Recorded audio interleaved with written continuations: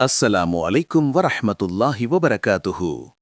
கண்ணியமிக்க அல்லாவின் நல்லடியார்களே, நமது சூஃபி டிவி நேயர்களே, தினம் ஒரு குர்ஆன் வசனம். அஊது பில்லாஹி மினஷ் ஷைத்தானிர் ரஜீம். பிஸ்மில்லாஹிர் ரஹ்மானிர் ரஹீம்.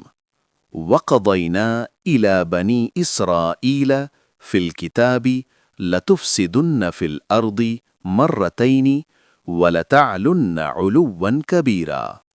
இந்த வசனத்தின் பொருள்: நாம் இஸ்ராயீலின் சந்ததியினருக்கு தௌராத்தில் முன்னறிவிப்பாக, நிச்சயமாக நீங்கள் பூமியில் இருமுறை குழப்பமுண்டாக்குவீர்கள், அல்லாவுக்கு வழிபடாது ஆணவத்துடன் பெரும் அழிச்சாட்டியங்கள் செய்பவர்களாக நடந்து கொள்வீர்கள் என்று அறிவித்தோம். அல் குர்ஆன் சூரா 17 வசனம் 4.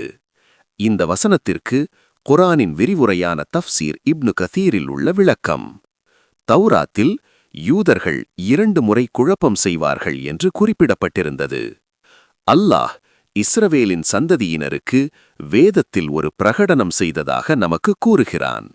அதாவது, அவன் அவர்களுக்கு அருளிய வேதத்தில் அவர்கள் பூமியில் 2 முறை குழப்பம் விளைவிப்பார்கள் என்றும், கொடுங்கோணர்களாகவும் மிகவும் ஆணவம் கொண்டவர்களாக மாறுவார்கள் என்றும் ஏற்கனவே அவர்களிடம் கூறியிருந்தான்.